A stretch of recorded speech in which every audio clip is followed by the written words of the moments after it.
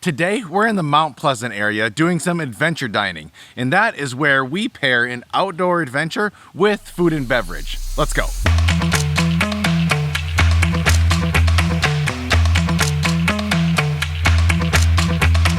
Starting right here at 1, we're going to go to the Bundy Hill summit, so take the summit trail. Maybe this concept needs a little bit more explanation, so let me show you how we adventure dined in Mount Pleasant before, and then that will help explain what we're doing today. The first example was a perfect pairing for me: disc golf and then a stop at Dog Central. Or another one, paddling through downtown and then a patio pizza at Mountain Town Station. It's all about matching the vibe of the activity with a complimentary meal, typically with friends. Now that we're all caught up, we're going to move on to the first pairing. Since this is the first trail of the day and we're starting in Mount Pleasant, we're pairing this hike with a coffee from Pleasant City Coffee. Now, my daily order is a black coffee, but since we're adventure dining, I wanted to order something to enjoy on the drive out to where we are now. The banana nut latte on ice was just the right amount of energy and tastiness to set the day off right and get us out on the trail. It's sweet, but not too sweet. This is delicious.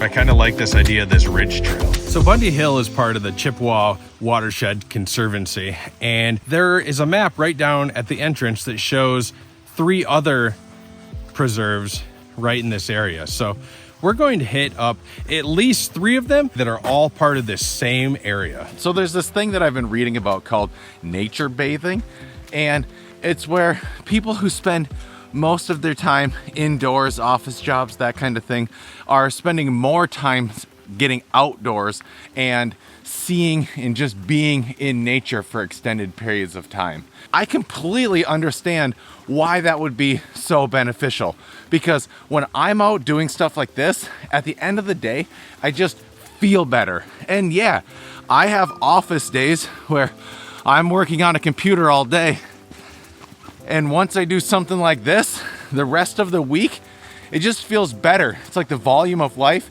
gets turned down and the enjoyment level gets turned up.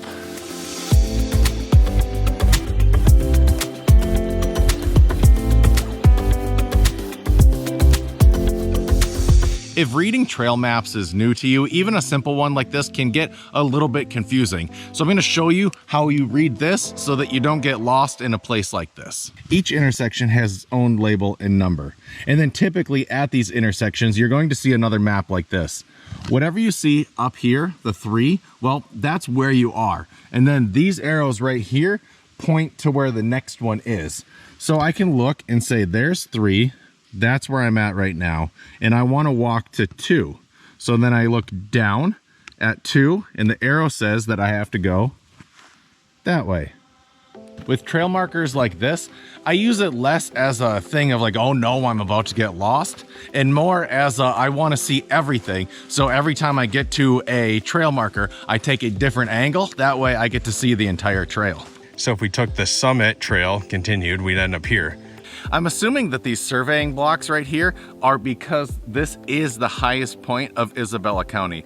It's kind of cool to see that they use this to start to measure other areas and distances. So when they're surveying the land, you have to have a high point, and I'm assuming that that's why these are here in the ground. You're now at the highest point of Isabella County.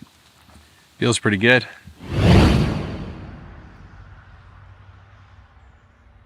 So we just got to Sylvan, Solace, so we're on stop number 2. Yeah, so we're parking area, and then we gotta get at least to the Chippewa River.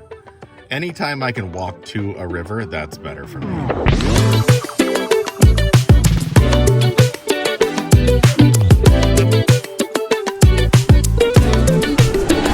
I'm gonna admit something right now, and maybe someone's gonna judge me for it, but there was a time in my life when I was maybe like 5 years old when I thought that every dead end was a cliff, and I thought that every trail led to a water source. This one leads to a water source, so at least at that point, I'm correct. I don't think that anymore, but I did at one point.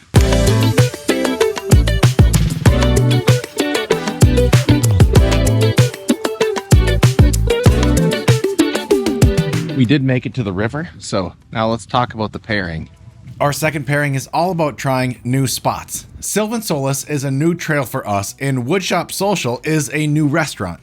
Andy went with the smash burger, I had the Japanese fried chicken, and we both had a Tangelo Dream because that beer pairs perfect with a summer hike. There's something about it. I just like it so much. Now, back to the trail, because we just discovered a new way to enhance our hiking enjoyment.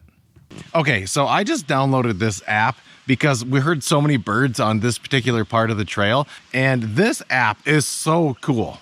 It's called Merlin Bird ID, and for what I can tell, it's completely free, and it listens to the surrounding area and names the birds making sounds, and then they light up when the birds are currently calling.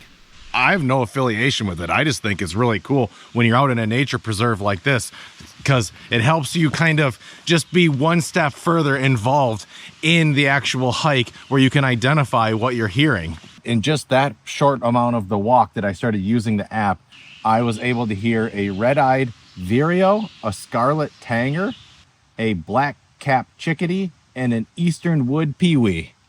This is fun. It's legitimately fun. I turned mine on before you, and I had a robin. Okay. So that was the one that I had that you didn't. I should be able to get a robin by the end of the day.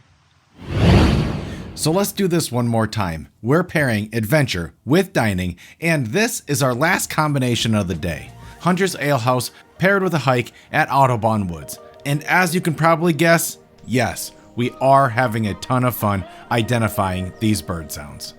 I think I'm having way too much fun with this app, because now I'm just sitting on a patio, still using this and then hearing the birds. Now I know what a red-winged blackbird sounds like. It's just that right there.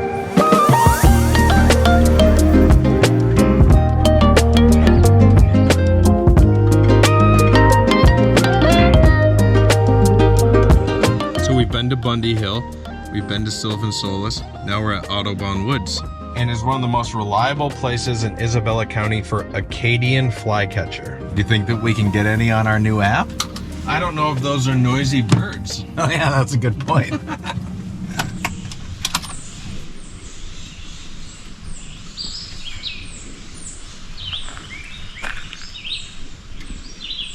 An Acadia flycatcher. No way. Yeah, look, we got one. Nice. Oh, that's cool. I promise I didn't plan this day to be all about listening for birds, but this makes it fun. We just listened to birds so much that we didn't even look at the map or anything. We just wandered into the woods, so maybe we should go back and check that out. That's a really good idea.